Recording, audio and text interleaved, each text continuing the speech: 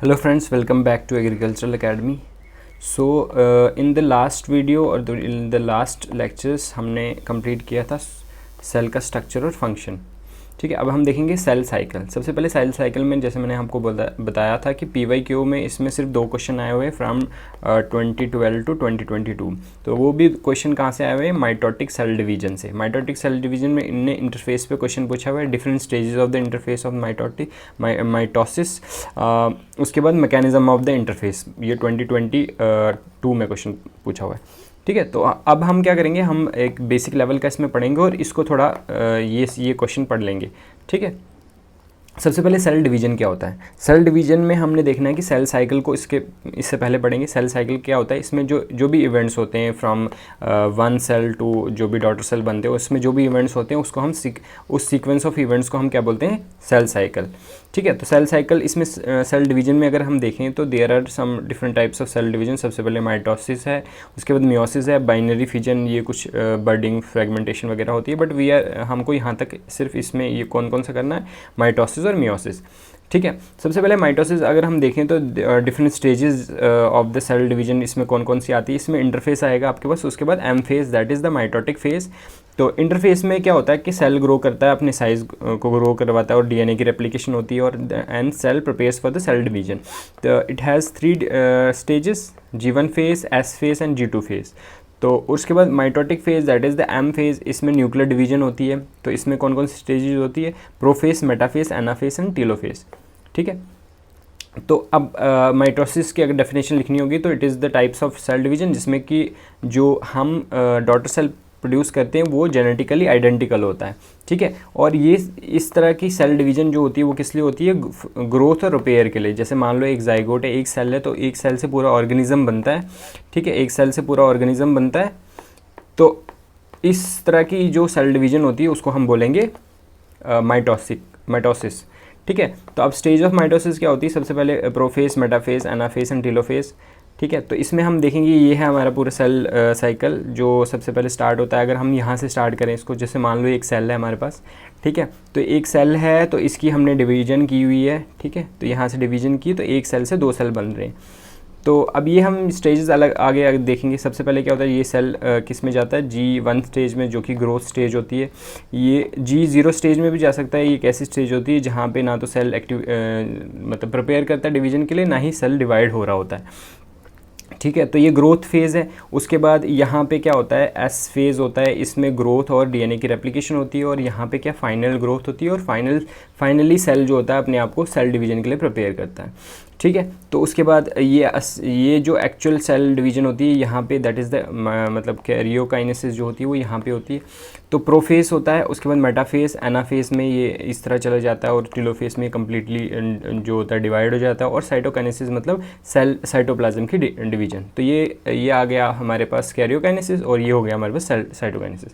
अब इसमें भी एक चीज़ क्या होती है? सबसे पहले जैसे मान लो ये हमारे पास सेल है, तो सेल का जो डीएनए होता है वो किस फॉर्म में होता है? वो हमारे पास क्रोमेटिन मटेरियल के फॉर्म में होता है.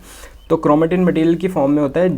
तो जब ये सेल डिवीजन मतलब G1 फेस में होता है, उसके बाद G2 फेस में जाता है, तो ये क्रोमेटिन मटेरियल की फॉर्म में ही होता है.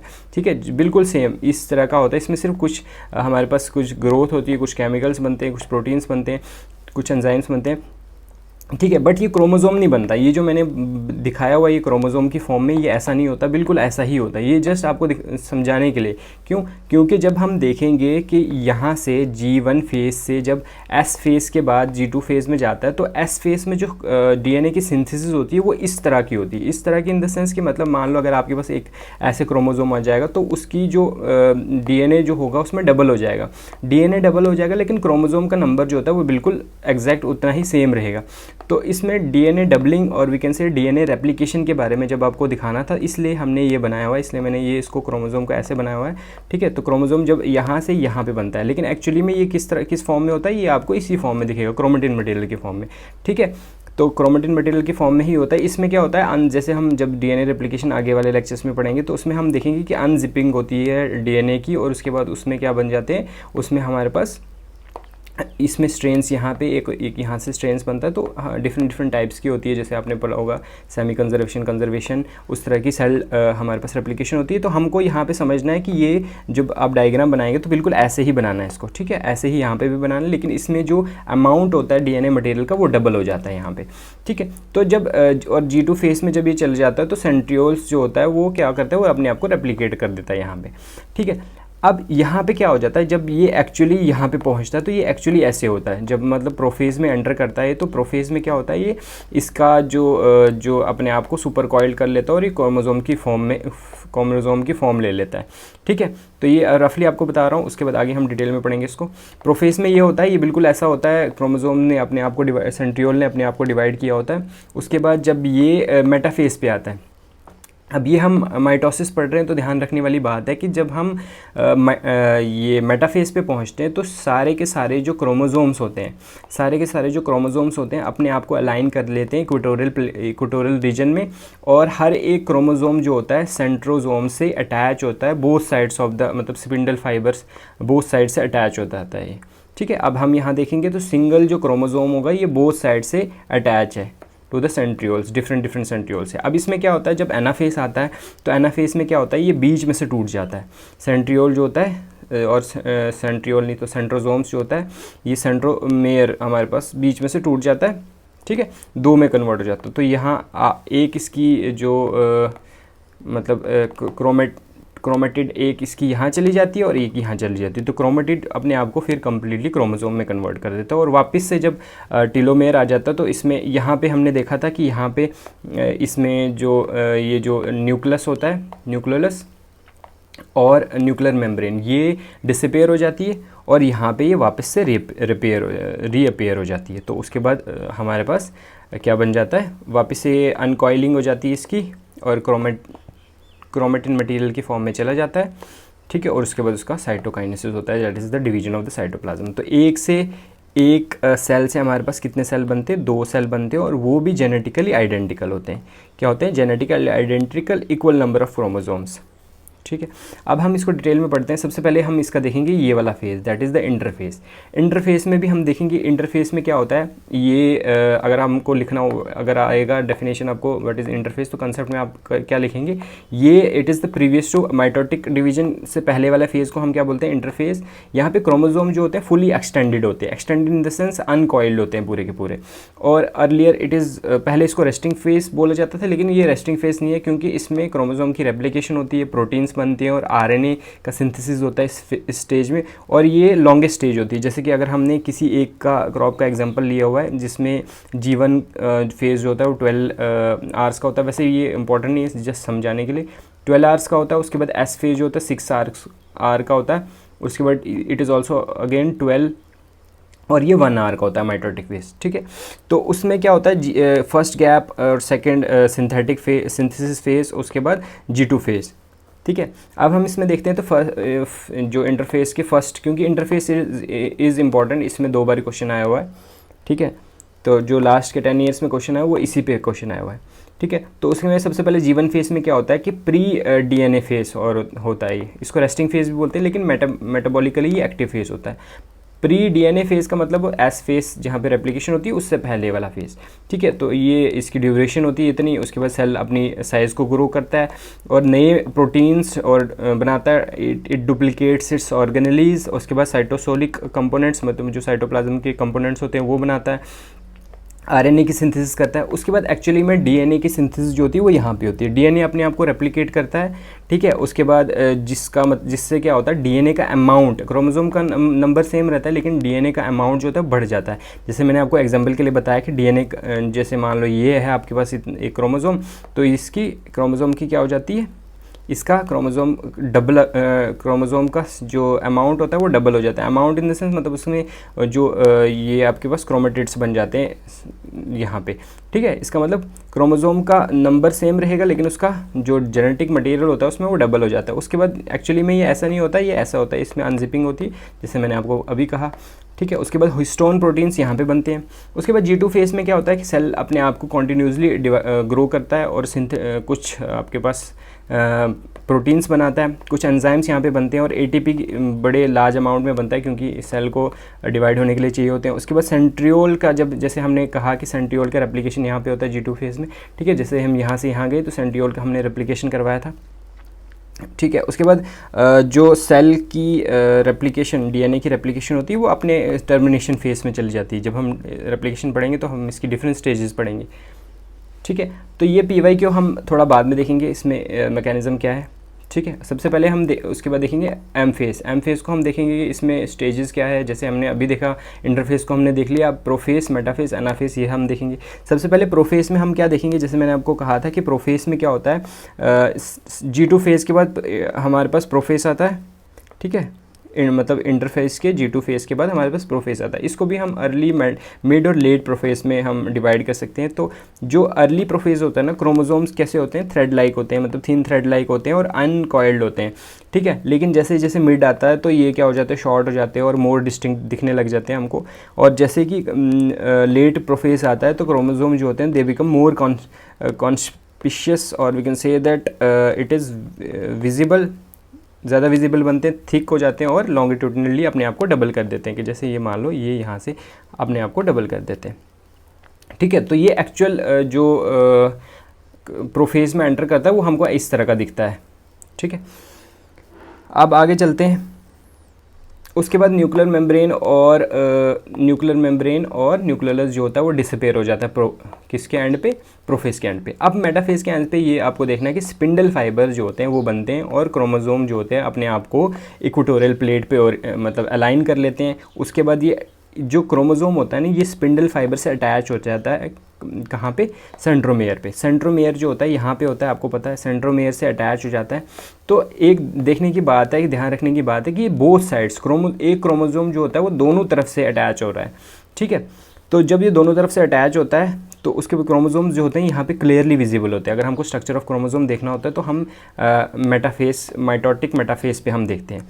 उसके बाद हम देखेंगे एनाफेज। अब एनाफेज में क्या होता है, सिंपली हमको पता है कि जो क्रोमेटिड्स होती है अपने आप को सेपरेट करती है सेंट्रोमेयर पे और अपोजिट पोल्स पे चली जाती है। क्रोमेटिड्स जो होते हैं ये फ्री करते हैं अपने आप को मतलब क्रोमोमेयर से, लेकिन स्पिंडल फाइबर से अटैच हो जाते हैं, तो इसलिए ये क्या करते हैं, और उसके बाद स्पिंडल फाइबर शॉर्ट होते जाता है और ये अपने आप को कहाँ पे पहुँचा देता है, पोल्स पे पहुँचा देता है, ठीक है, वही कहा है। तो अब जो क्रोमेटिड्स जो होती है वो क्रोमोसोम्स बन जाती है यहाँ पे, ठीक है, ये आप डायग्राम देख सकते हैं। टीलोफेज में क्या होता है, telophase it is opposite to जो हमारे पास प्रोफेज होता है उसमें। टीलोफेज में क्या होता है, ये पोल्स पे चल जाती है, स्पिंडल फाइबर डिसइंटीग्रेट हो जाता है और न्यूक्लियर मेम्ब्रेन और न्यूक्लियोलस रीअपेयर हो जाता है।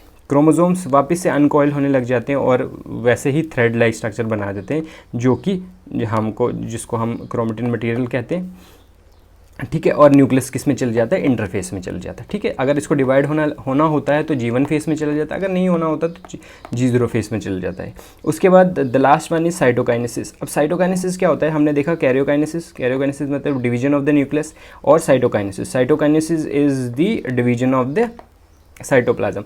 तो कैरियोकाइनेसिस के बाद जो साइटोकाइनेसिस होता है मतलब साइटोप्लाज्म की डिवीजन होती है, ठीक है। तो एनिमल्स, प्लांट्स में सेल प्लेट बनती है और एनिमल में सेल फरो बनता है इसमें, ठीक है। अब कुछ क्वेश्चंस जो कि सिग्निफिकेंस पे पूछे जा सकते हैं, मतलब सिग्निफिकेंस क्या है और इम्पोर्टेंस क्या है माइटोसिस की। तो सबसे पहले क्या है, माइटोसिस की इंपॉर्टेंस क्या है कि ये हमको जाइगोट से पूरा का पूरा ऑर्गेनिज्म बना के देता है। उसके बाद अगर कहीं हमारे को ग्रोथ करनी हो या कोई ऑर्गन को डेवलप करना हो तो उसमें भी ये हमको हेल्प करता है माइटोसिस, ठीक है, पूरी डेफिनेट शेप देता है। उसके बाद फॉर्मेशन ऑफ न्यू पार्ट, जैसे मान लो स्टेम्स, रूट्स, लीफ, बर्ड्स वगैरह बनती है, तो उसमें भी कौन सी ग्रोथ स्टेज होती है, मतलब डिवीजन कौन सी होती है, माइटोसिस होती है। उसके बाद ये डैमेज पार्ट्स को रिपेयर करता है, जैसे मान लो अगर हमको कभी चोट लग जाती है तो उसमें भी कौन सी डिवीजन होती है, माइटोटिक डिवीजन होती है, ठीक है। और वेजिटेटिव प्रोपगेटिंग क्रॉप्स जैसे कि शुगर केन, स्वीट पोटैटो, इसमें भी माइटोसिस हेल्प करता है इसको एसेक्सुअल रिप्रोडक्शन के लिए, ठीक है। और ये प्रोड्यूस करता है genetically identical cells, daughter cells, और we can say the clones, ठीक है। तो ये क्लोन्स प्रोड्यूस करता है। अब ये देखो, अगर आपको डायग्राम बनानी है तो आप इस तरह की डायग्राम इसको बना सकते हैं, अर्ली प्रोफेस, लेट प्रोफेस और ये pro metaphase we can say, metaphase से पहले, उसके बाद मेटाफेज ऐसे बनेगा, उसके बाद क्या होगा, हर एक क्रोमोसोम, ये देख रहे हो आपको, हर एक क्रोमोसोम जो है वो अपने आप को अटैच कर रहा है माइटोटिक फेज में। ये बहुत इंपॉर्टेंट स्टेप है, ये याद रखना कि हर एक क्रोमोसोम जो अपने आप को अटैच कर रहा है। फिर ये इस तरह का बनता है और ये यहाँ पे क्या हो जाता है, टेलोफेज से 2 डॉटर सेल्स बनते हैं। ठीक है, अब हम देखेंगे इसका जो हमने छोड़ा हुआ था। ठीक है, तो पीवाई के उसमें पूछा हुआ था मैकेनिज्म। अब इसको देखो हम 2 तरीके से इसको लिख सकते हैं मैकेनिज्म में। सबसे पहले मैकेनिज्म में हम क्या कर सकते हैं, इसमें देख सकते हैं कि कौन कौन सी टाइप्स की इसमें चीज़ें होती है। सबसे पहले सेल की ग्रोथ होती है, तो हम क्या कर सकते हैं, इसको डिवाइड कर सकते हैं सेल ग्रोथ में, सेल डीएनए रेप्लिकेशन में, प्रोटीन सिंथेसिस में, डीएनए डैमेज जो का चेक पॉइंट होता है। ठीक है, इसमें क्या होता है ना, ये हम अभी देखते हैं। तो अब क्या होता है, यहाँ तो आप इसको इस तरह लिख सकते हो। ठीक है, सबसे पहले आपको वही डेफिनेशन लिखनी है इंटरफेस की, सेल साइकिल बताना है कि इंटरफेस जो होता है वो सेल साइकिल से, सेल माइटोटिक डिवीजन का पार्ट है। ठीक है, मतलब सेल साइकिल में इंटरफेस आता है और माइटोटिक डिवीजन आता है। ठीक है, तो वो लिखना है, सेल इंटरफेस की डेफिनेशन लिखनी है। उसके बाद आपको ये बताना है कि मैकेनिज्म जो है इन्वॉल्व्स इन इंटरफेस वो ये आ सकता है। ठीक है, तो इसमें सेल ग्रोथ आप लिख सकते हो, या तो इस तरह का कर सकते हो, और you can write it as कैसे, जैसे हमने अभी पढ़ा था G1 फेस, S फेस या G2 फेस में। इन 2 तरीके से आप इसको कर सकते हो। तो आपकी चॉइस है कि आप इसको किस बेसिस पे कर सकते हो, करना चाहते हो। ठीक है, तो सबसे पहले सेल की ग्रोथ अगर हम देखेंगे कि अगर आप इसको इस तरीके के मतलब मैकेनिज्म देखना चाहते हैं कि कौन कौन से हो रहे हैं, तो इस तरीके का देख सकते हैं। सबसे पहले अब इसमें देखेंगे सेल ग्रोथ क्या होती है। अब हमने देखा कि सेल ग्रोथ अलग अलग तरीके की होती है। G1 फेस में सेल की ग्रोथ होती है, सेल अपने आप को अपने साइज़ में ग्रो करता है और न्यू प्रोटीन्स और ऑर्गेनेलीज बनाता है। ठीक है, उसके बाद डीएनए की रेप्लिकेशन, जैसे हमने देखा था एस फेज में डीएनए की रेप्लिकेशन होती है, डीएनए अपने आप को रेप्लिकेट करता है और डीएनए रेप्लिकेट करता है। ठीक है, तो टू प्रिपेयर डीएनए जो किसके लिए चाहिए होता है, इसको डॉटर सेल के लिए। ठीक है, उसके बाद प्रोटीन सिंथेसिस होती है, जैसे हमने देखा कि G2 फेस में कुछ प्रोटीन्स बनते हैं। G2 फेस में जो फाइनल राउंड्स ऑफ मतलब डीएनए के लिए फाइनल ग्राउंड प्रिपेयर होता है, उसके डीएनए के लिए नहीं, सेल डिवीजन के लिए। उसके बाद प्रोटीन्स बनते हैं। ठीक है, तो उसके बाद सेल डैमेज चेक पॉइंट्स में, इसमें क्या होता है ना, G1 फेस के टाइम पे सेल जो होता है, कुछ अगर कोई भी तरीके का डैमेज होता है या एरर होता है डीएनए में, तो उसको रिपेयर कर देता है। तो इफ़ टू मच डैमेज अगर वो होगा वहाँ पे, तो सेल क्या हो जाता है, सेल एपोप्टोसिस हमने जैसे पढ़ा था पहले, उसमें सेल की क्या होती है, सेल अपने आप को सेल की डेथ हो जाती है। ठीक है, इसमें सेल सेल्फ लाइसिस कर लेता है। ठीक है, तो ये आ गया। उसके बाद आप ये वाला जैसे हमने अभी पढ़ा कि इसमें ऐसे होता है, तो ये आप इस तरीके से भी इसका मैकेनिज्म लिख सकते हो। ठीक है, ये था हमारे पास माइटोटिक डिवीजन। ठीक है, अब हम देखेंगे मियोसिस क्या होता है। ठीक है, अब हम करेंगे मियोसिस।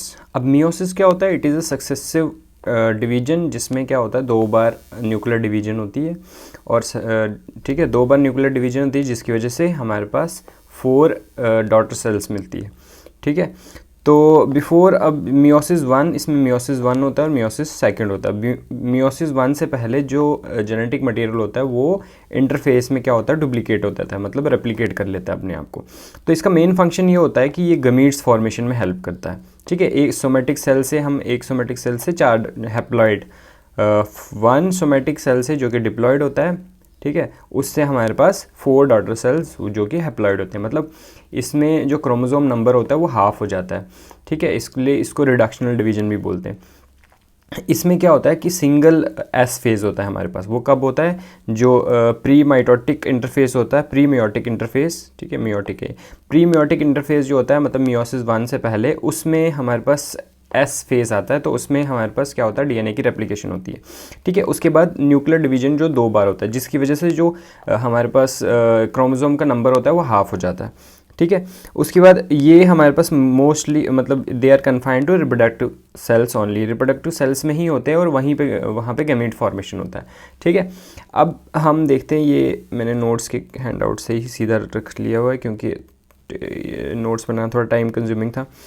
तो अब हम देखेंगे इसमें क्या होता है। सबसे पहले मियोसिस में क्या है, कैरियोकाइनेसिस फर्स्ट होता है, उसके बाद इंटरफेस होता है, उसके बाद कैरियोकाइनेसिस सेकंड होता है, ठीक है। मतलब मियोसिस 1 एंड इंटरफेस और मियोसिस सेकंड। मियोसिस 1 क्या होता है, रिडक्शनल डिवीजन होता है। रिडक्शनल डिवीजन क्या होता है, इसमें क्या होता है, इसमें 2 हैप्लॉइड सेल्स बनते हैं, ठीक है, डिप्लॉइड से, सिंगल डिप्लॉइड से हमारे पास 2 हैप्लॉइड सेल यहीं पे बनते हैं, इसलिए इसको रिडक्शनल डिवीजन कहते हैं।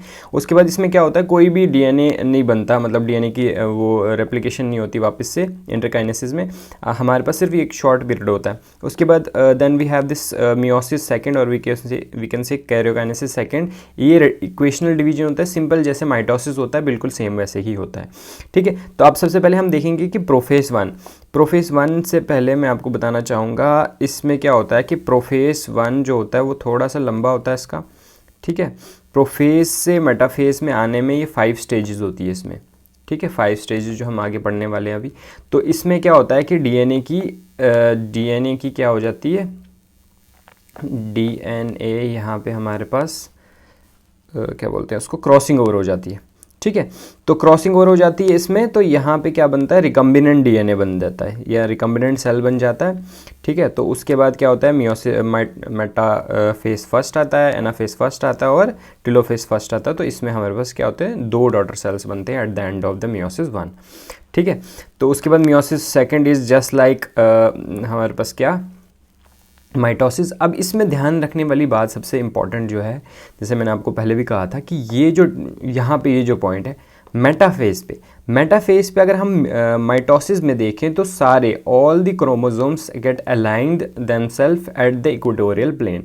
सारे इक्वेटोरियल प्लेन पे आ जाते हैं और जो हर एक क्रोमोसोम होता है ये अपने आप को अटैच करता है सेंट्रोमियर से दोनों साइड्स से, मतलब स्पिंडल से अटैच होता है बोथ साइड से।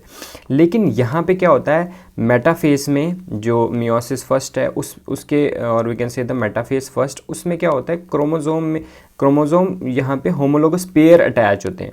तो होमोलोगस पेयर अपने आप को अलाइन करते हैं मेटाफेस पे, जिसकी वजह से क्या होता है कि अगर आप यहाँ पे देखें तो ये सिर्फ एक साइड से क्या हो जाता है, अलाइंग, और वी कैन से अटैच है एक साइड से स्पिंडल फाइबर से, दूसरा साइड इसका फ्री है, ठीक है, क्योंकि ये यहाँ पे पूरा एक पेयर जो है वो अपने आप को अलाइन करता है।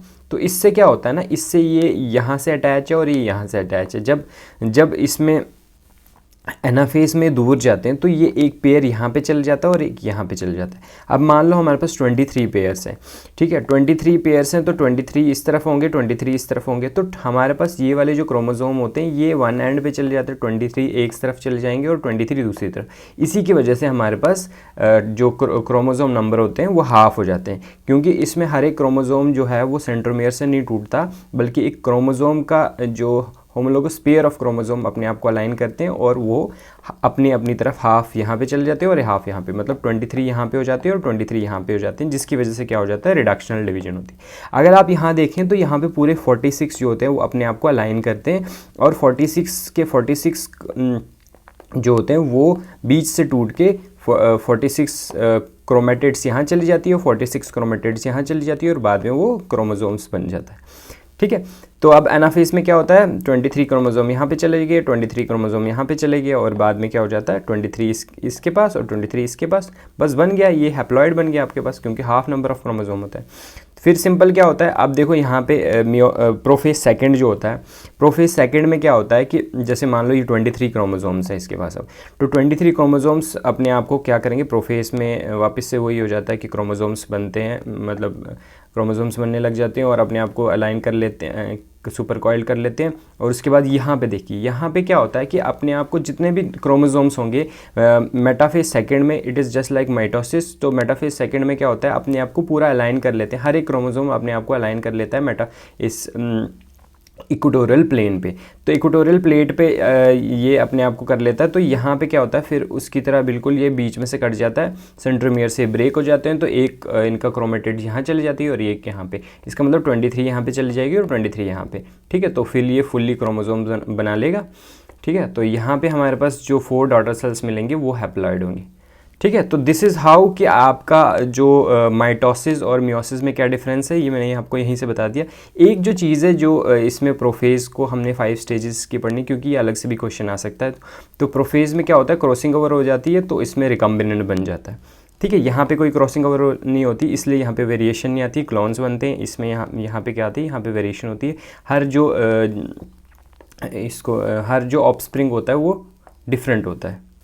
ठीक है, तो चलते हैं अब आगे। ठीक है, ये हमने देखा था। अब इसमें हमको सिंपल पढ़ना है, जैसे मैंने आपको बता दिया कि हमने मियोसिस फर्स्ट और मियोसिस सेकंड में क्या होता है, हम इसको सिंपली ग्लिम्स करेंगे। ठीक है, तो प्रोफेज फर्स्ट में क्या होता है, ये माइटोसिस से थोड़ा लंबा होता है, क्योंकि हमने देखा इसमें 5 स्टेजेस होती है। ठीक है, तो इसमें क्या होता है, साइटोलॉजिकल इवेंट्स जो होते हैं वो क्या क्या होते हैं, साइनेप्सिस बनता है आपके पास। ठीक है, साइनेप्सिस बनता है, उसके बाद क्या होता है, क्रॉसिंग ओवर होती है। लॉन्गेस्ट स्टेज होती है 5, मतलब 5, ये जो फेज होते हैं सबसे लंबा स्टेज होता है, क्योंकि इसमें टाइम लगेगा। सबसे पहले क्या होता है, लेप्टोटीन होती है, उसके बाद जाइगोटीन होती है, पैचिटीन होती है, उसके बाद डिप्लोटीन और डाइकाइनेसिस होता है। ठीक है, तो अब ये आप देख सकते हैं इसमें क्या है, ये वैसे किसी काम का नहीं है आपके, क्योंकि यूपीएससी मेंस में इस तरह के सवाल नहीं आएंगे, लेकिन अगर आपको मतलब पढ़ना है तो ठीक है। तो सबसे पहले क्या होता है, लेप्टोटीन आएगा। जैसे लेप्टोटीन क्या होता है, लेप्टो का मतलब थिन होता है और टीन का मतलब थ्रेड लाइक स्ट्रक्चर्स होते हैं। तो ये, और नीमा, यू कैन से लेप्टो नीमा और लेप्टोटीन। ठीक है, इसको बुके स्टेज भी बोलते हैं, क्योंकि कभी कभी ना ये किसी ऑर्गेनिजम्स में या प्लांट्स में ये बुके की तरह दिखता है, तो इसको हम बुके स्टेज बोलते हैं। इसमें क्या होता है, सिंपल हमको ये देखना है कि हर एक जो क्रोमोसोम होता है वो अपने आप को अलाइन करता है। ठीक है, तो और एक चीज़ और होती है, जब हम आगे क्रोमोसोम का स्ट्रक्चर पढ़ेंगे तो इसमें हमने देखा होता है कि प्रोफेज में क्या होता है, क्रोमोमेयर बनते हैं। ठीक है, क्रोमोमेयर क्या होता है, बीड लाइक स्ट्रक्चर्स होते हैं क्रोमोसोम्स पे। ठीक है, तो ये एक थिन थ्रेड लाइक स्ट्रक्चर्स की तरह बनते हैं यहाँ पे, इसको इसीलिए इसको लेप्टोटीन कहते हैं। ठीक है, बुक स्टेज बनती है, इसकी डेफिनेट ओरिएंटेशन होती है।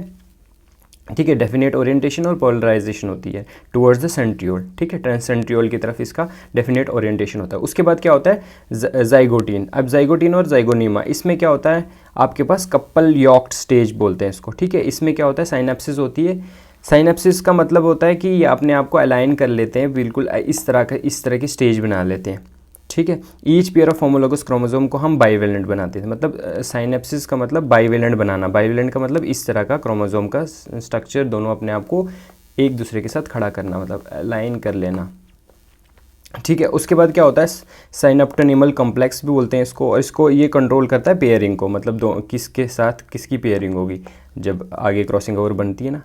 ठीक है, तो ये किस किस के बीच में होता है, साइनेप्टोनिमल कॉम्प्लेक्स किस किस के बीच में बनता है, ये होमोलोगस क्रोमोसोम्स के बीच में बनता है।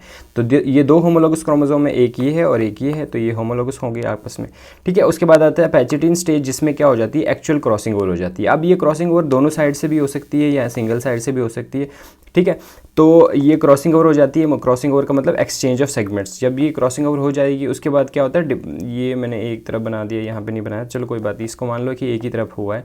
ठीक है, तो उसके बाद क्या होता है, डिप्लोटीन में क्या होता है, ये वापस से दूर होने लग जाते हैं और डाइकाइनेसिस में क्या करते हैं, अपने अपने जो सेगमेंट्स होते हैं इन्होंने एक्सचेंज कर लिए होते हैं। तो जब ये अपने अपने सेगमेंट्स एक्सचेंज कर लेते हैं, ये रिकम्बिनेंट बना देते हैं। ठीक है, तो रिकम्बिनेंट बना देते हैं मतलब पहले ऐसा एक दूसरे का जीन्स लेके, ठीक है, तो नए कैरेक्टर्स इसमें आते हैं।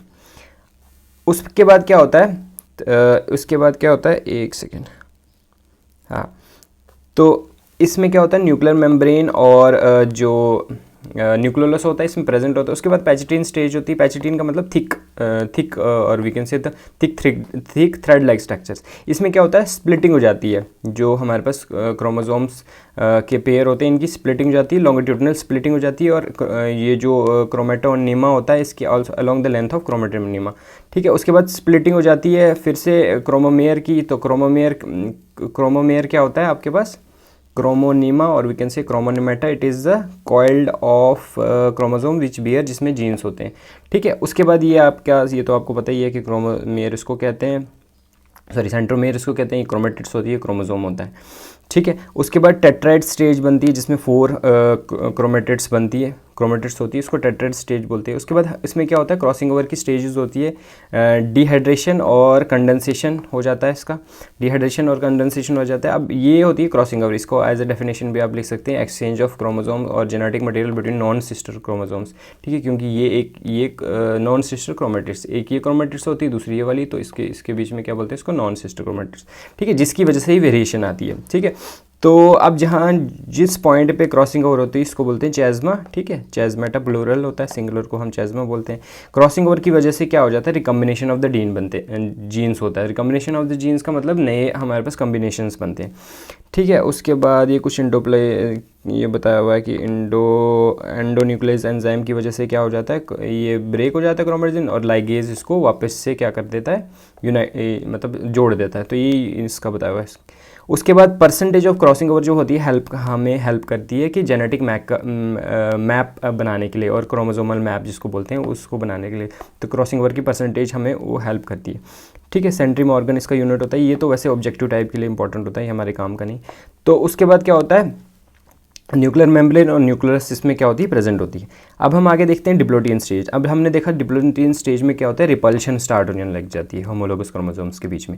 रिपल्शन का मतलब दूर दूर होने लग जाते हैं, और जब जो क्रॉसिंग ओवर कहाँ पे पहुंच जाती है, टर्मिनेशन स्टेज पे। जब हम आगे पढ़ेंगे इस क्रॉसिंग ओवर, तो हम वहाँ पे ये पढ़ेंगे ये सब कि अलग अलग स्टेजेस क्या होती है। तो उसके बाद साइनोप्टेन्यूबल कॉम्प्लेक्स जो होता है डिसअपेयर हो जाता है। इसमें क्या होता है, न्यूक्लियर मेम्ब्रेन और न्यूक्लियस प्रेजेंट होता है। उसके बाद डायकाइनेसिस। डायकाइनेसिस क्या होता है, this the end of both the diplotene और प्रोफेज वन, मतलब प्रोफेज वन और we can say the diplotene stage of prophase one, ये क्या हो जाती है, यहाँ पे खत्म हो जाती है। इसकी कैरेक्टरिस्टिक फीचर क्या होता है कि टर्मिनेशन हो गया होता है, ठीक है। इसमें टर्मिनेशन हो गया होता है। उसके बाद क्या हो जाता है, at the end nuclear membrane. अब हमको पता है कि जब ये जो प्रोफेस होता है, प्रोफेस के एंड पे क्या होता है, न्यूक्लियर मेम्ब्रेन न्यूक्लियोलस क्या हो जाती है, डिसअपेयर हो जाती है, ठीक है। बेस्ट सब स्टेज, इसमें हम मतलब ये एक बेस्ट सब स्टेज है जिसमें हम बाइवेलेंस का नंबर को है जो है वो काउंट कर सकते हैं, ठीक है। तो ये अगेन ये ऑब्जेक्टिव टाइप है, हमारे काम का नहीं। तो इसके बाद हमने क्या किया, एट द एंड ऑफ जो डिप्लोटीन, हमें मान लो ये इस तरह की बनाई, क्योंकि हमने जब उसको वो किया था, क्रॉसिंग ओवर किया था, ये इस तरह का रिकम्बिनेंट बन जाता है। अब जब मैंने कहा आपको कि ये जो हमारी स्टेज थी, यहाँ से मान लो ये हमने बनाया था फाइनली रिकम्बिनेंट, तो ये यहाँ से हमारे पास आ गया मेटाफेज वन में। अब आपको पता है कि मेटाफेज वन में क्या होता है, मेटाफेज वन में मियोसिस के और मेटाफेज वन, जो मेटाफेज सिंपली जो होता है माइटोसिस, उसमें ये डिफरेंस है, बहुत बड़ा डिफरेंस है। तो जिसकी वजह से यही डिफर करता है, मतलब ये इसमें क्या होता है, होमोलोगस पेयर ऑफ क्रोमोसोम्स अपने आप को अलाइन करते हैं, और उसमें सिंपल क्रोमोसोम्स अलाइन करते हैं, ठीक है। तो इसमें हमको पता है कि न्यूक्लियर मेम्ब्रेन और न्यूक्लियर जो होता है एब्सेंट होता है, बाइवेलेंट जो इक्वेटर पे आ जाते हैं, बाइवेलेंट बनते हैं इक्वेटर पे, ठीक है। बाइवेलेंट इक्वेटर पे बनते हैं, chromosomes are exactly in equatorial plane but not necessary centromere, exactly but do not, एक सेकंड, ये पता नहीं क्या लिखा मैंने, छोड़ो उसको, ठीक है। उसके बाद चैज़्मेटा क्या होता है, एब्सेंट होता है, ठीक है। चैज़्मेटा यहाँ पे नहीं बनता। उसके बाद क्या होता है, क्योंकि यहाँ पे हो गया होता है एक्सचेंज। स्पिंडल फाइबर जो होता है, ये इंपॉर्टेंट पॉइंट है। स्पिंडल फाइबर जो होता है एक ही मतलब एक ही साइड से कनेक्टेड होता है, किसके, सेंट्रोमेयर से। सेंट्रोमेयर के एक ही साइड से कनेक्टेड हो जाता है, ठीक है, ओनली वन साइड।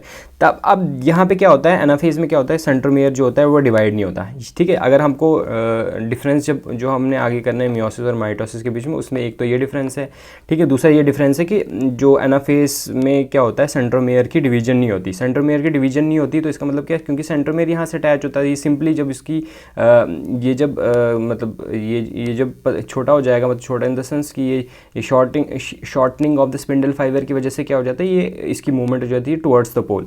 तो ये टुवर्ड्स द पोल जब जाएगा, तो क्योंकि ये सिंगली अटैच है, तो ये सिंपली चला जाएगा पूरा का पूरा क्रोमोसोम, ठीक है।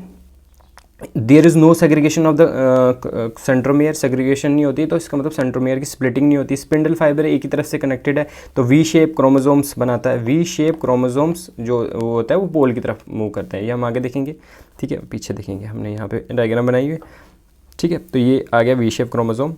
तो वी शेप क्रोमोसोम, यहाँ पे वी शेप क्रोमोसोम जाता है, और यहाँ पे क्या जाता है, वी शेप क्रोमेटिड्स, ठीक है। ऑल राइट, ठीक है। उसके बाद क्या होता है, रिडक्शनल। अब रिडक्शन क्या होता है, यहीं पे रिडक्शन हो जाती है, ठीक है। आपको देखो हमारे पास 23 पेयर्स हो जाते हैं, तो हाफ क्रोमोसोम यहाँ चले जाते हैं और हाफ क्रोमोसोम यहाँ पे चले जाते हैं, इसका मतलब 46 से हमारे पास 23 हो जाते हैं। तो यहाँ पे रिडक्शनल डिवीजन होती। तो इसमें क्या होता है, न्यूक्लियर मेम्ब्रेन हमको पता है, न्यूक्लियर मेम्ब्रेन और न्यूक्लियस जो होता है यहाँ पे एनाफेज में एब्सेंट होते हैं। टेट्राइड जो होता है वो डायड में कन्वर्ट हो जाता है। डायड में मतलब only one pair of chromatids, सिर्फ एक क्रोमेटिड्स के पेयर, मतलब एक क्रोमोसोम में एक दो पेयर ऑफ टेट्राइड्स को हम क्या बोलते हैं, डायड। तो टेट्राइड से डायड में कन्वर्ट हो जाता है, ठीक है। उसके बाद simple single separation of the chromosome, हमने कहा कि क्रोमोसोम्स उस तरफ चला जाता है। तो हर एक जो एवरी न्यूक्लियोलस और एन फेस मतलब हाफ हो जाते हैं, हाफ नंबर ऑफ क्रोमोसोम्स हो जाते हैं इसके, ठीक है। तो this is where the reduction, मतलब जहाँ पे एक्चुअली रिडक्शन हो जाती है। उसके बाद टेलोफेज में क्या होता है, नॉर्मली हमारे पास पोल पे चले जाता है, सिंपल है ये, पोल पे चले जाता है और ये क्या हो जाता है, न्यूक्लियर मेम्ब्रेन और न्यूक्लियोलस कुछ टाइम के बाद रीअपेयर हो जाते हैं और 2 डॉटर्स न्यूक्लियस जो है वो बनते हैं। इसके बाद इंटरकाइनेसिस होता है, आपको पता है इंटरकाइनेसिस में क्या होता है, इसमें यहाँ पे स्टार्ट होने लग जाते हैं वापस बनना और यहाँ पे पूरे बन जाते हैं। लेकिन यहाँ पे क्या होता है इंटरकाइनेसिस, जैसे उसके बीच में इसमें क्या होता था, इसमें कोई डुप्लीकेशन ऑफ डीएनए नहीं होता दोबारा, ठीक है। जितना हमारे पास एक क्रोमोसोम्स था 23 पेयर विद डायट, ठीक है, दोनों मतलब दो इसमें क्या थी, 2 पेयर ऑफ क्रोमेटिड्स थी, तो वो चला जाता है अपोजिट पोल पे, ठीक है। अब meiosis second is just like mitosis, आपको पता है। तो इसमें क्या होता है, प्रोफेज 1 में न्यूक्लियर मेम्ब्रेन वही डिसअपेयर हो जाती है, स्पिंडल फाइबर कनेक्ट करता है क्रोमोसोम्स क्रोमोमेयर को। ये ध्यान में रखने वाली बात है कि क्रोमोमेयर को बोथ साइड्स पे, अब बोथ साइड्स पे करेगा तो इसका मतलब क्या है, ये मान लो ऐसे, तो यहाँ पे भी करेगा, यहाँ पे भी करेगा। तो अब देखेंगे हम कि स्प्लिटिंग हो जाएगी सेंट्रोमेयर की। तो अब मेटाफेस में क्या हो जाता है, chromomere are exactly on the equatorial plane पे आ जाते हैं और स्पिंडल फाइबर से बोथ साइडेड कनेक्टेड होते हैं, ठीक है। तो बोथ साइडेड कनेक्टेड होते हैं, तो सेंट्रोमेयर जो न्यूक्लियर मेम्ब्रेन होती है और न्यूक्लियोलस होता है, ये एब्सेंट होता है इसमें, वही सेम बात। एनाफेस में क्या होता है, लॉन्गिट्यूडनल स्प्लिटिंग हो जाती है, क्योंकि इसमें जो हर एक क्रोमोसोम्स जो होता है वो दोनों तरफ से क्रोमोमेयर से अटैच हो जाता है, तो स्प्लिटिंग हो जाती है और यहाँ पे वापस बनना स्टार्ट हो जाती है nuclear membrane and nucleolus reappear. उसके बाद साइटोकाइनेसिस होती है, आपको पता है साइटोकाइनेसिस में क्या होता है, ईच न्यूक्लियर जो होता है वो डिवाइड होने लग जाता है, ठीक है। जो माइटोटिक न्यूक्लियर डिवीजन हो जाती है, तो उसके बाद क्या हो जाता है, साइटोकाइनेसिस होता है, तो मतलब साइटोप्लाज्म का भी डिवीजन हो जाता है, ठीक है। दिस वाज अबाउट दी मतलब मियोसिस और माइटोसिस के बीच में क्या मतलब डिफरेंस क्या है, और उसके बीच में हमने सारा इसको सिंपल सा पढ़ा हुआ है, ठीक है। तो ये इंपॉर्टेंट है, इसमें आपको डिफरेंस याद रखना बहुत ज़रूरी है। जो मेन डिफरेंस, जैसे मैंने आपको बताया कि इसमें प्रोफेज जो होता है थोड़ा डिफरेंट टाइप का होता है, इसमें 5 स्टेजेस होती है, रिकम्बिनेंट बनता है, उसमें नहीं बनता। और मेटाफेज जो फर्स्ट और मेटाफेज उसमें मेटाफेज फर्स्ट और माइटोटिक मेटाफेज में क्या डिफरेंस है, एनाफेज में क्या डिफरेंस है, उसमें सिंगल बनता है, उसमें डबल बनते हैं, मतलब डायड बनता है, ठीक है। तो ये डिफरेंस है इसके बीच में जो आपको करना है, ठीक है। उसके बाद क्या है, सिग्निफिकेंस क्या है इसका, मतलब इंपॉर्टेंस क्या है। इंपॉर्टेंस ये है कि हमको ना ये क्रोमोसोम नंबर को कांस्टेंट रखने में हेल्प करता है। फॉर एग्जांपल जाइगोट में क्या होता है, जाइगोट में 23 पेयर होते हैं, तो जब वो कंबाइन होते हैं तब जाके 46 बनते हैं। और हमारी बॉडी में भी, मतलब हम डिप्लॉयड होते हैं तो हमारे में भी 46 क्रोमोसोम होते हैं। मान लो अगर गैमीट्स में भी 46 होंगे तो फिर ये तो डबल हो जाएंगे, ठीक है। तो इसलिए हमको मेयोसिस जो होता है वो हेल्प करता है कि हमारी जो रिस्टोरेशन में, जब मान लो सोमेटिक सेल में जितने नंबर ऑफ क्रोमोसोम होते हैं, मेल से आधे आते हैं, आधे फीमेल से, तो ये रिस्टोरेशन में हेल्प करता है, ठीक है। It helps in maintaining the number of the chromosome. उसके बाद ये फैसिलिटेट करता है कि हम ना मतलब सेग्रीगेशन हो और इंडिपेंडेंट असॉर्टमेंट हो क्रोमोसोम्स की और जीन्स की, ठीक है। और इसके बाद क्या होता है, कम्बिनेशन ऑफ जीन्स, जिसकी वजह से वेरिएशन आती है, वेरिएबिलिटी आती है, तो जिसकी वजह से जो मतलब एवोल्यूशन के पॉइंट ऑफ व्यू से इंपॉर्टेंट है। उसके बाद सेक्शुअली रिप्रोड्यूसिंग ऑर्गेनिजम्स या सेक्शुअली रिप्रोड्यूसिंग स्पीशीज जो है, इट इज़ एन एसेंशियल, ये लाइफ की कॉन्टिन्यूटी और जनरेशन की कॉन्टिन्यूटी के लिए एसेंशियल है, ठीक है। क्योंकि वही हमने बोला कि मेल और फीमेल गैमीट्स बनते हैं, जिसकी वजह से नया इंडिविजुअल बनता है, ठीक है। तो अब हमने देखा था इसमें पूरे कि structure function unit of life, उसके बाद सेल साइकिल हमने पढ़ा। तो सेल साइकिल में हमने देखा था कि मेन जो चीज़ें हैं वो यही है कि इंटरफेस के बारे में उन्होंने 2 बार ही क्वेश्चन पूछा हुआ है, लेकिन फिर भी हमको अपनी तरफ से जो बेसिक है चीज़ें वो हमको क्या करनी है, वो रेडी करके रखनी है। अब हमने देखा जैसे मियोसिस और माइटोसिस के बीच में डिफरेंस आ सकता है, तो मेन ये आएगा।